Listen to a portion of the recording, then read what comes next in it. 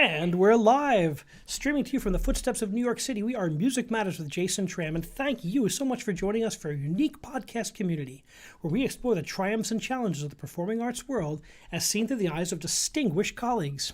Thank you so much for helping us grow. We recently hit 1,593 subscribers as of today, and growing every day thanks to you. Please remember to subscribe and smash that bell icon for the most up-to-date information on our upcoming guests and topics. We love it when our community likes and shares our videos as it helps us grow. You can also see our past over 200 episodes on our website at www.jasontram.net. We have a wonderful guest for you today. We have an internationally acclaimed piano soloist, chamber musician, recording artist, and educator, Sophia Agranovich, a distinguished concert artist and a Steinway artist, which is very wonderful. She's also has a Juilliard master's and undergraduate degree, has performed concerti, and has performed concerts all over the world. She's a known recording artist and has won many awards, which we're going to talk about in the show. I'm delighted that you can join us today. Welcome, Sophia. Hello, and thank you very much for inviting me. I am very happy to be here, and I'm looking forward to our conversation. Well, we met years ago, and I met you as a teacher of some very young talent, and so I'm thrilled the fact that you're a performer of the highest order, but you're also a very serious educator as well, passing your knowledge to the next generation. Yes, I think it's very important to pass the knowledge and pass music to next generation. Otherwise, music will die, obviously.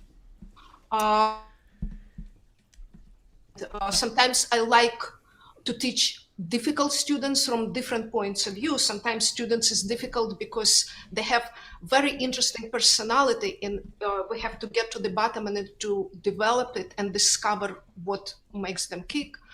And sometimes they're difficult because everybody thinks they're not very talented, but I believe everybody has a talent. It's just we have to discover it.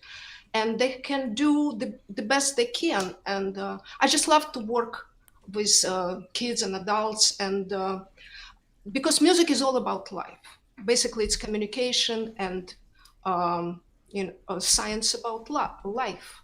So that's why I like teaching. It's about music, but it's also about life and personalities and psychology, which I love. I love that. All those things. I tell my students that music's like an amber that captures everything in society around it. So you can't study Mozart unless you know about Mozart's world, about the history of the time, about the people he collaborated with, the musicians he worked with. It's all there in music. Yeah. I actually always talk about the history and about art connection and about literature. Sometimes I read them some architecture. Yeah, wonderful. Yeah, and sometimes it goes beyond the lesson. Sometimes we want to discuss something else. I said, okay, give me a call. We will discuss it later. It doesn't pertain. I still have to teach you the scale, Double octaves. Get to work. Nothing like technique. It's the most important thing for these young people. Yeah, and being from Russian school, of course, and from Juilliard, that's the basic, So now you started your journey very young. I was reading your biography. Tell us about your journey as an artist. Did you always know you wanted to be a professional musician? Actually, right now, kids start very early, 3 years old. Like I have some 3-year-olds, which I started besides that little boy, and 5 years old. I started when I was 5. So it was like medium for this time, but kind of early because I was born in Ukraine. And kids usually started at 6 and 7. And, music came very easy to me, but I never thought I would be a professional musician because it just came so easy. And I was interested in so many things as I am now, actually. I was a good student in school. I like science, math, sports. Ballet was my dream. I wanted to be a ballet dancer. Art, I like painting and drawing, theater, of course. So music was just a natural expansion of that. Everybody said that, I have to be a musician because I'm talented. And said, okay, I will do it as much as I can. But my parents never pushed me. Because my father, actually, he was a dentist. He wanted me to be a doctor because I liked medicine and stuff. So it was just very free. I won a competition there, and they wanted me to go to Moscow to study, but we had to go to America for some. So now you won that competition at age 10, am I correct? Yes. Actually, it's very interesting. It was all Ukrainian competition, and we were in different towns. I went to Lviv, and then we went to Kiev to perform. But I actually found out it calls now Mykola Lysenko International Competition. It started recently in 90s, so it still exists. It's amazing. I wish we could have records from previous years, because it started I won it in 1966, so it was a long time ago, and my parents never thought much of it, but now it's a very important competition. That's very important, especially at such a young age, to foster that talent. So, coming to the States, what was the next journey of your musical life? A teacher in Russia told me, you have to go to Juilliard. I said, yeah, sure, I'll go to Juilliard.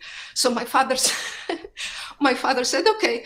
We went to New York, and on the same day he went to Juilliard, he got the brochure. It was actually my birthday. And said, here's the brochure, here's, why don't you learn the program and just apply?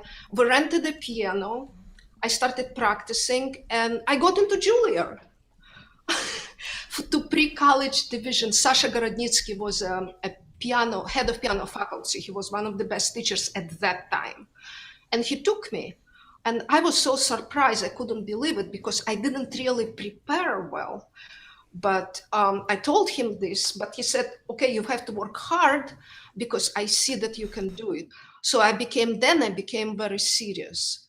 But I still was interested in many things. And I remember, being a musician, as you know, it's very hard sometimes, because it's so secluded, and it becomes sometimes mechanical. And life is so much to offer in other, spheres. So I remember when I had a friend at Juilliard, I came to her and said, I have to go somewhere. Let's leave. I can be, let's go to a museum. Let's go somewhere. I want to be, and then I said, I want to be like a programmer. I love science. I don't want to do this anymore. I have to admit, whenever I'm guest conducting, whenever I'm not in the symphony or the opera house, I always spend my time in the museums and the churches looking at the architecture. I just love to travel. Yeah, me too. So, and I remember I even went to the human resources to Juilliard. I was graduating with bachelor, and I said, okay, I'm not going to continue because I'm interested in some other things. And she said, no, just get a master's degree. That was very wise. It will take you probably only a year. So I got my master's, and then I started PhD in Columbia. But then, I got married, get a child, and that was it. I had learning. Yeah, and then I had to help to support the family, and I became a computer programmer for a long time. Wow! So you really have done it all. Yeah. I was actually, my last position was programmer, analyst, and project manager VP at Merrill Lynch for 7 years. Amazing! So you really have. And I loved it. I loved it. It's so similar to music. Everybody says so. But it is something, it's very interesting. Somebody has to do research. What is similar between programming and music? Because at one interview that I went, they saw Juilliard. I always put Juilliard. I said, oh, you went to Juilliard? You can get a job if you can do that. It's very similar. I've heard similar things from the opera singers I've known that have, many places, many businesses recruit people with musical backgrounds because of the discipline that it requires. Yeah, discipline, and I think logic and creativity bundled in the same thing. So that's what it is. That's what I think.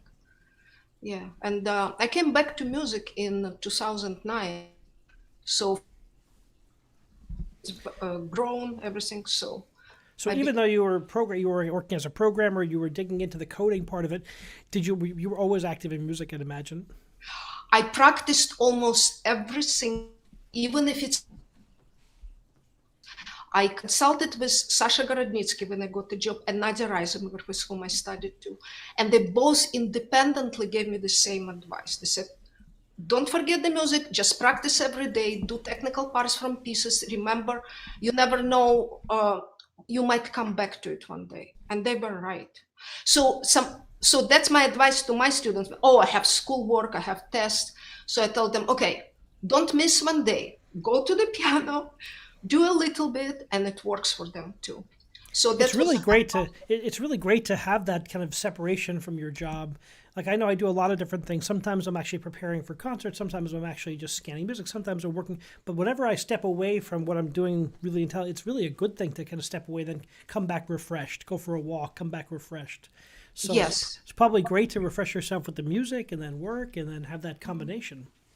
Yeah, it helped me actually when I had production problems, had to work at night and fix. I put all this music in the background, and when I practiced really and focused, and it was much easier to program. And vice versa, when I was practicing, sometimes I do it focus. But it's very good to have something else. Like if you have a hobby or you feel something, it's not good to suppress it because it helps. Everybody is different. Everybody, if you like I've heard something, this from a lot of creative people. We've had, I think it was a stand-up comedian was on the show who's very, very talented, classically trained actor, and he was saying when you start to have these visions of creative endeavors or writing a book or something like that, the baby's coming. You better just kind of adapt to it and get ready.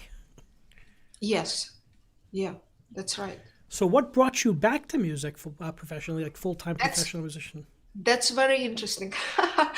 They offered a kind of a retirement package because they wanted to get rid of programmers that stay there for a long time because we got like big salary. And Bank of America was merging with Merrill Lynch and nobody knew.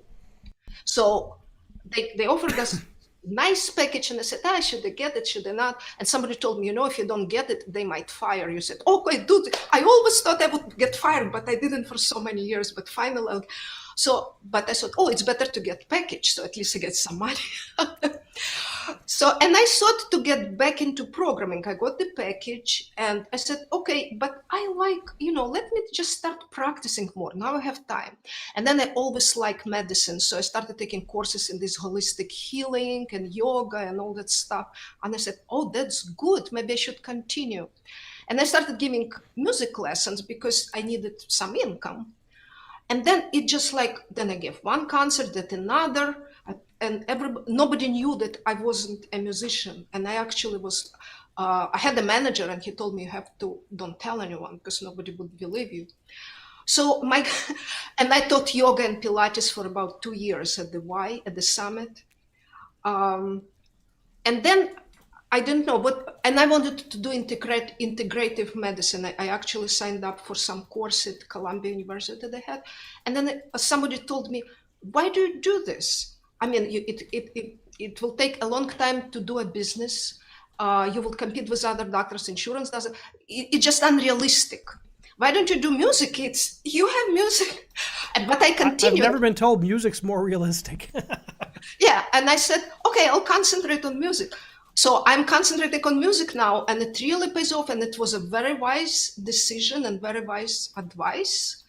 And I'm happier than ever. Finally, I think whatever I did in my life finally comes to fruition right now.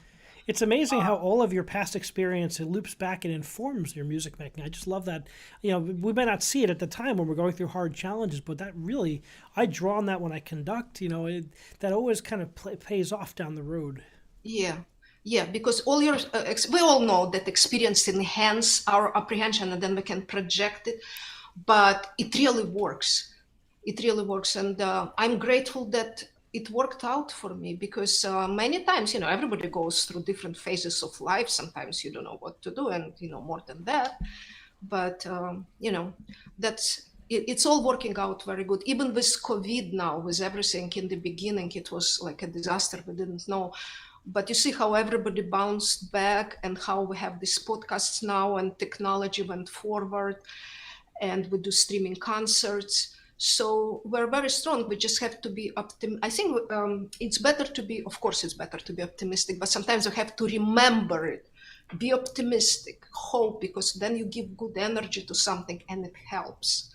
And it worked in my case. It's so true. And, you have to be optimistic. You have to be thinking ahead. And I was looking at your online presence. You have so many people watch your YouTube, your channel. You're all over social media. You're doing lots of recordings. I mean, it's wonderful that you've jumped back into it with such passion and vigor. Yeah, I think it's partially because now that I'm not in Juilliard or anyone, I can choose my own repertoire because I tend towards like late romanticism. And of course, I love Beethoven because he's romantic in spirit. And I love Mozart and Haydn. They also have a lot of romanticism. They were just in the confined, in this certain um, um, frames, but in spirit they have a lot of feeling. And Bach was an improviser, great improviser. Everybody thinks Bach is Baroque and classical, but I think Bach is 90% romantic. He just had brain, a mathematical brain and genius to put everything in mathematical form. But he has so much passion. It's equal to Beethoven and Liszt. So anyway, my passion is like feelings in music, of course, technique and perfect shape and perfect form and balance. But now I can play anything I want. So that's why when I play in the, when I do my recordings or play concerts, people probably respond because I enjoy what I'm doing. And So tell us about your recordings. When was your first recording, and what inspired you to do that, and what was it like to put these the programs together? actually, this first recording is a program of my first concerts that I did, I think 2009, which I did at Watch and Guard Center. It was also an accident how I got there, but and then I played at Budge Music. But this was my program, and one of my friends recorded it. So then she had her husband owns recording studio. She said, okay, I'll just try it. I came there, I started recording just for my own, just to see how I sound from this side, because we didn't have cell phones, we didn't have iPads, we couldn't record ourselves, right? And then I looked and said, oh my God, this is so, but then I said, oh, but this place sounded real good. So I started working on it. And then I was sitting on this recording. It was only for me. Then I said, okay, for a year, let me just finish and produce something. So I finished recording. I always do very, very few takes, like 2-3 takes, not more. Because first of all, it's not spontaneous if you do more. Second of all, it's too much time, too tedious. And of course, it's extremely expensive. And it was never my purpose to produce perfect computerized recording. I think I like those old recordings, like Horowitz and Rubin, when you can actually hear the human error, but it's so emotional. It's more interesting. It's fresh. Anyway, I don't try to mimic them. I try to be perfect. But anyway, so I did my first recording, and somebody told me, why don't you do go on CD, baby, blah, blah, blah. So I produced it, and I said, and CD Baby said, oh my God, my recording is on Amazon, it's on all the outlets. And I did my own cover, I did my own everything. That's exciting. You do your own cover, you have complete control of your own product. That makes you like all the indie artists in the indie field, like in the rock and roll. And so you're kind of an indie producer yourself. That's wonderful. And then I see somebody called me, you have a review in Fanfare magazine about it. I said, you're kidding me. Somebody saw it, they reviewed it. And then the person from Fanfare said, do you want to be interviewed? I said, about what? There is nothing to interview. I said, don't worry about it. If it doesn't come out good, So I had an interview, and, and everybody thought, oh, she's, because I had a very good recording and good. They said, oh, why don't I record my second program? So, that's how I produced 9. You're very self-effacing. The quote I have here from Fanfare is, it calls you a bold, daring pianist in the tradition of the Gold Age Romantics, a tigress of the keyboard. So, bravo. Oh, thank you.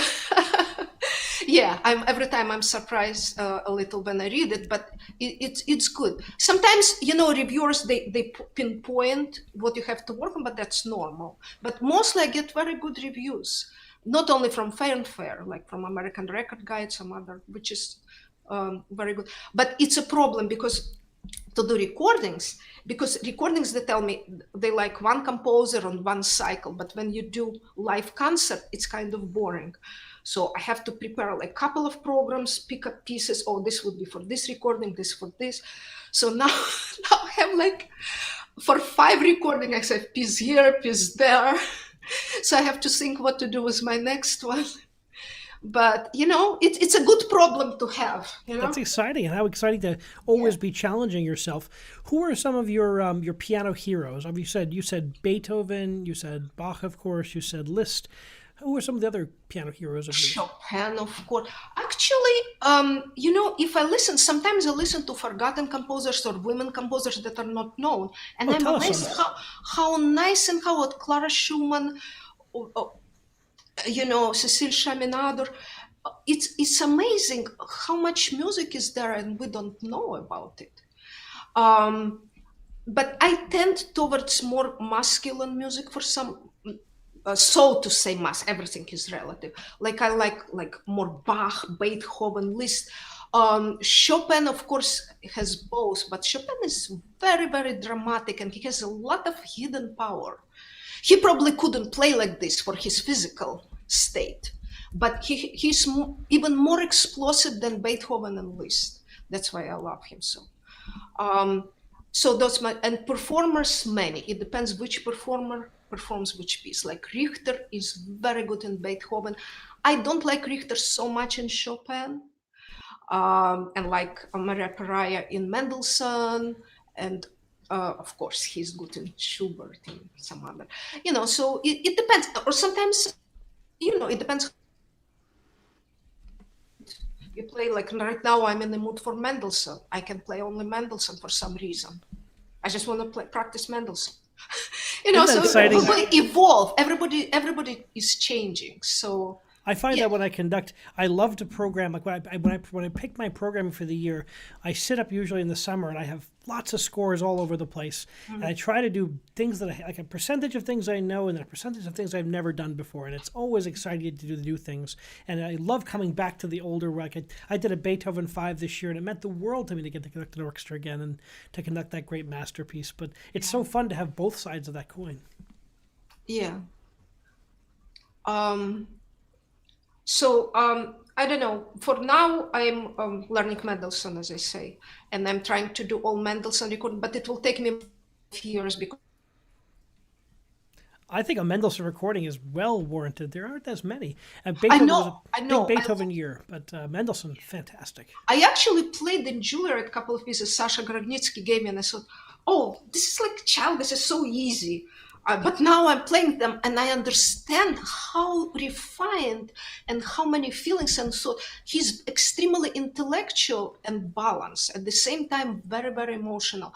And I think, when I was younger, I didn't even understand it. It was pretty, like Mozart for some people, or Chopin can be pretty, but they're so deep. And Liszt, people think that he's just bravura and he's superficial. I can defend Liszt with all my might, because he's one of the most philosophical composers. Fascinating man too. Yeah, so it depends. Music is so you can find anything for any mood for any day. I'm with you on Mendelssohn, man. I love the Mendelssohn symphonies, and his concerti are some of the best music. And I hear it can be often light and it sounds almost classical. Then it turns into German romantic, and I'm like, I hear Wagner coming in there. I'm like, yes, it's exciting. Yeah, but he has this classical balance and very, very intellectual, very, very intelligent. So, yeah, I know what you mean. You think that he wrote the overture to A Midsummer's Night's Dream at 17. It's one of the greatest masterworks for orchestra ever written by anybody. He wrote it at 17. I tell my undergraduates that when they come into college, I'm like, just remember, Mendelssohn wrote The Midsummer when he was 17. Yeah, he's a genius. And he's order. The one who discovered Bach manuscripts, I think, yeah.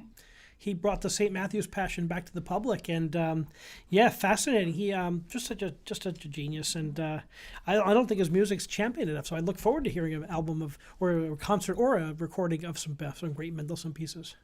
Yeah. So your most recent was a Beethoven recording. Am I correct? Yes. I recorded very familiar sonatas. I know there are thousands recordings with this. So what?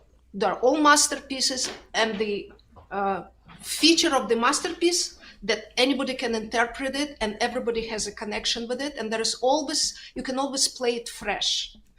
So, because some people tell me, oh, why do you do all these pieces that you competing with Horowitz? I'm not competing with anyone. I just like it, and I want to play it. That's all. And some people like my interpretation. Some people do, maybe not, but that's. I recorded before. I had on my first recording I had Waldstein Sonata. Then I recorded Appassionata together with Chopin's B minor Sonata and his Fantasy. But this recording is Pathetique, Moonlight, Tempest, and Fantasia, which is not played very often. And Fantasia is very beautiful and very improvisational. So I heard it a couple of times before, but when I started myself, I'll put together this recording, and everybody seems to like it. This recording, I got very good reviews, and even musicians classically told me Beethoven rocks. It's like that's why I like it. That's how you know it was good when people are saying it rocks. You never get bored. If you say, "Oh, classical music is boring," listen to Beethoven. Listen to Yeah, anyone who's heard one of the symphonies or hearing those great sonatas, and boy, they just never age. They're just so exciting. And it's how is the music, like, let's say you've been playing those sonatas for a very long time. What's it like preparing that for a recording and knowing you have to put that down there? How does that feel? You see, every time I play, I have to improvise. I have it in my head, but every time I play, I'm surprised to what I hear and surprised to what am I doing? What am I doing here? So it's always maybe because I never practiced much, maybe because I'm still in that mode, discovering music, because I was pushed with a gift, but I can play any piece. When I recorded those pieces, for me, they sounded very nice and fresh. And also, I'm deviating a little. I also produced Chopin in this. So I practice these pieces like Beethoven, Chopin for my concert.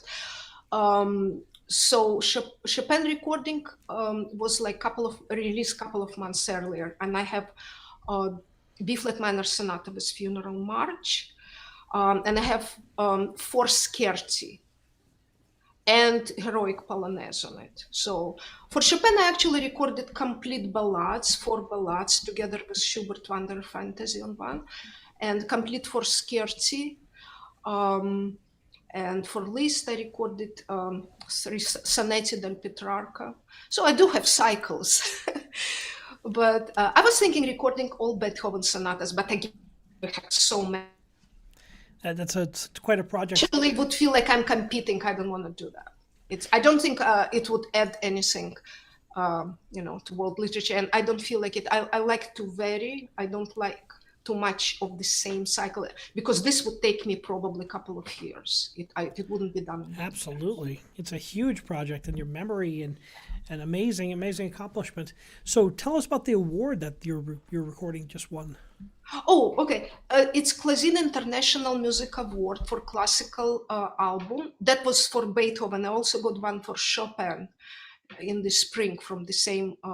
It's a very interesting competition because they have many genres, many good artists, and they have a magazine which actually got reviews there, and they promote their artists. And they do have classical musicians there, and I'm very happy because this promotes classical music, staples of classical repertoire, to a large audience, because a lot of they have all the genres and everybody listens. Whenever somebody wins, they actually promote your tracks or whatever, or I can communicate with them. And I was surprised at the feedback I was receiving about my Beethoven CD from everybody. So I'm telling you, you see, this is Beethoven. You guys listen to classical music. There is so much there. I'm very happy about that from that point of view. So what's it like? Did you meet some of the artists from the different genres? Have you? What are some of the non-classical genres you enjoy? They have everything. They have rock, which some of it I like, some of it not, because I'm classical musician. They have rock, pop. Some, if somebody has a good voice, I can. There are a lot of stuff. Jazz, of course. So that's very interesting. Do you engage with music outside the classical realm? What do you listen to when you're not listening to classical music? When I'm not listening to classical, I actually always listen to in my house, especially sometimes New Age when I do my yoga. Actually, when I was teaching yoga at the Summit Y, I created a playlist from slow movements, from classical music, and everybody loved my class. So they bring in their wives and their husbands and said, "Oh, you have such a beautiful yoga class. We feel so good." So I told them the secret. I said, "You know what? It's maybe because of that music in the background. It was non-standard yoga music, That's but awesome. they loved it." Well, you have it's. I'm sure the music was fantastic. What's your energy that everyone's going to draw from is you've got such a great energy, and we're getting some really nice love from the chat feature. Mark Terenzi, shout out to Mark Terenzi, he's loving the interview, and Reverend Jill, my friend, and I saw Igor Stravinsky likes your music, and so does Bach, who's a character on the chat right now. I have a host of characters in the Peanut Gallery today. So tell me about what you have coming up next, and let's veer off into the COVID era. We're all doing our music, we're doing concerts, you're preparing concerts, doing recordings, all these wonderful things. All of a sudden, COVID comes and life changes almost immediately. Mm-hmm. What was that like for you? I was astounded because I have so many plans, and I wanted to, to fly to see my kids and everything, and all my lessons. I was paranoid about this virus because I'm very much into health and healthy food. I'm like health nut and everything. And I like to take, whenever there is, and I don't go to doctors, thank God, and because I know how to tackle sick, I like to discover how to treat it in a natural way, or what to eat right. And here you don't know what to do. So that's what. It's not that I was afraid of the virus, which I did, but what to. Oh, I'm not going to supermarket, so I start ordering this food. So my whole basement was this canned food, which I never eat canned food. So I overdid this, and then I said, "Oh, I have to give lessons. I cannot let down my students because they signed up for this concert.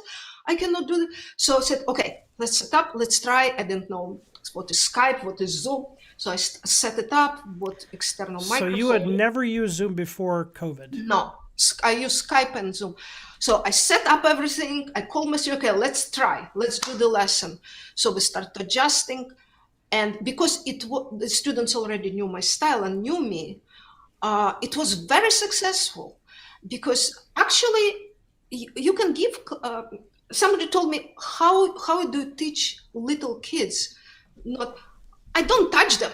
When I show them how to do, I don't move or show. I tell her, and then I show, and they repeat. So it's not necessary to be in person. If you're a good communicator and you listen to cues and you have good equipment, I don't see any difference. Of course, sound might be a little different, but actually it saves a lot of time because you don't have to move from chair to chair. You're always in the same place. You can always show. Kids, if there is a snowstorm or kids are sick, no, I didn't miss one lesson. Nobody canceled any lessons. Parents were happy not to drive and wait for the kids. So I said, "Oh, this is great," So I started teaching online, and I really like it. Of course, I would like to teach. There is some. Yeah, it's such a challenge. I know at my university, I went right to, I taught I taught my choir and my orchestra via online, and that was such a challenge. And the whole industry had to readjust the way they do business, and it was quite shocking. But not surprising with your intellect and your energy that you immediately figured out how to apply that technology, how to work with the students, and make it work for you. Because it's one-on-one, so maybe it's easier than when you teach the course, because I can observe their mood, I can observe their, so it's very, I would say intimate because it's one-on-one. But when you have the group of kids or adults or whatever, when you teach, it's hard because, it's just a lot of multitasking going on. And it's probably can be very, very draining. I can understand that. But, it's good that we have this technology. You know what? Can you imagine if this was 15 years ago? I mean, how it would have changed the world. So, in a way, we're lucky in that regard. It's, we do have the communications. I think it's only going to get better now that we've learned how to kind of adapt to it and use it for what we can, and to continue. Because really, we needed to continue. The students needed to learn. They needed a sense of normalcy, and music is part of that. Mm-hmm. Yeah, and a lot of competition, a lot of concerts and festivals are now remaining auditions online. And this is actually very good because, it saves a lot of time and, money and everything. So I think a lot of, it changed our lives forever in this respect, in all other respects, in whatever it is. But we have to see positive. We're going to see the changes in society over the decades, certainly, because so much in society has changed due to the COVID, and what's going to be interesting how things come back. I know producing concerts has been a real challenge this year, but we've been doing it, and I've been doing it all summer, and kind of getting back to it this year, and things are a little different. We have to have new considerations and new challenges, but the one thing about musicians is we are creative and we are adaptive. Yes, and this COVID showed us what's important in life. Once again, reiterated this. So that's, we reevaluating our values and, stands in life. And so. Well, that's a good thing sometimes to reevaluate, to rethink. I say this on the show a lot, that during COVID, all of the musicians and artists have become philosophers because we all had so much more time to think. Yeah. Less travel, less, so we've all been thinking about what's important and what does it mean to be in music when we can't perform in front of people. Yeah, like great thinkers of the world and yogis and stuff, they secluded themselves, and monks, just to go inside and feel. That's what COVID did in a way to us. So sometimes it's needed. It's like internal cleansing in a way. I mean, very hard one, but it is. Certainly is. So tell me about did you do a lot of the people I've had on the show of what are some innovations and what's something you've discovered about yourself during this period? Discovery about myself? That I'm optimistic no matter what, and I'm much stronger than I thought I am. And that positive attitude can change outlook. Like my mother used to, because I was young and I didn't listen to my mom as much. And hard work can do anything. Hard work, will, and hope would conquer a lot of obstacles that we think we couldn't do. That is a great lesson. How important it is. That is a great lesson for people of all ages. We have a lot of young people listen to this show. We also have a lot of professional musicians in our community who listen to this as well. And we'll all say it, that hard work pays off. It's nothing but hard work, no matter what your field, what your discipline, whether it's music or business, it really the same. And it made you focus because, you're staying in the house and secluded, don't go anywhere. So it's really like meditative process, makes you really focused. Wow. So what are your plans for next? Do you have any live performances on the books or recordings on the, what's the planning process for your next project? Live performance, I don't have any plans because I'm very careful. I'm not going out yet as much. Only if it's very, very needed. I don't go. So I don't know when will be the next performance, but my usual venues and maybe some more. But I'm preparing a program, and actually during COVID, I learned a completely new program which I streamed, for Watching Arts Center, and I'm keep learning new pieces. Recording will be maybe I'm working on two at the same time because now I have to juggle the pieces, but it will take probably much longer because I'm very careful not to go to the when to go to the studio and all that. So everything is kind of logically up in the air, but I'm working very hard every single day on it. And whenever something opens up, then we will go. And it's good in a way because change is good. Then you can appreciate everything else much better. So thank you so much for sharing your insights and your thoughts. You're going to play a song for us. What are you going to play? A piece of music for us. What are you going to play? Oh, okay. I'm going to play Liszt Hungarian Rhapsody number 13, which is... what makes this piece unique? Yeah, it's very unique Rhapsody because, I played almost all of them and performed a couple of them. But this one I just learned during COVID. I was inspired. This, and also I learned number 6, which I also performed. The introduction is very romantic, very, it's almost like you see those gypsy Hungarian, songs, improvisations. And it's very, very touching, beautiful, long introduction. And it's very romantic and deep. That's what I like about it.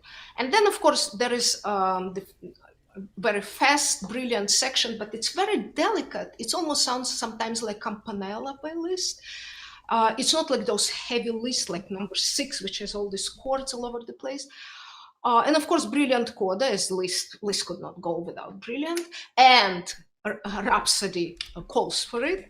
So ending is very nice, but it's a very unique piece. I really like it. Well, thank you so much for sharing that with our audience, and I can't wait to hear it.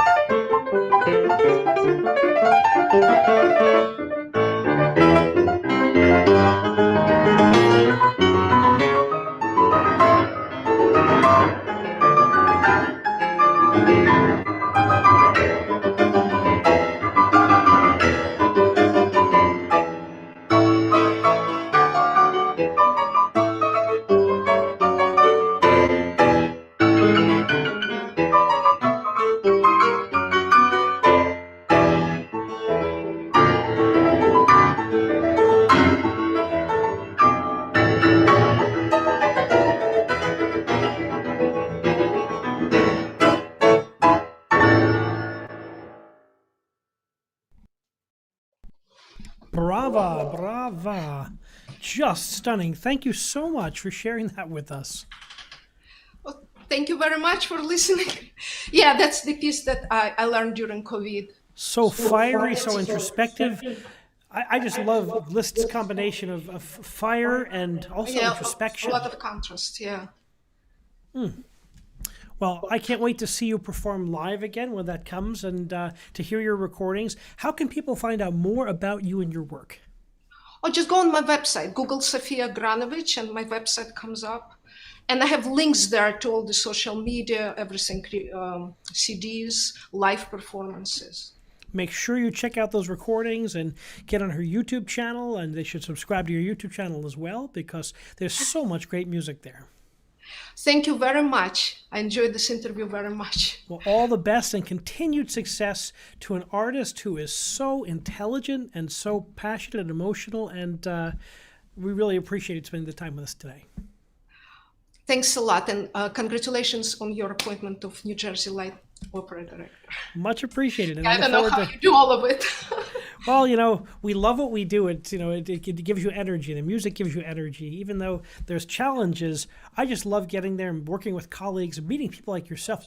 COVID's taught me that I need my colleagues more than ever. So as I wasn't performing with them, I started this show as an outreach to get to learn from my colleagues.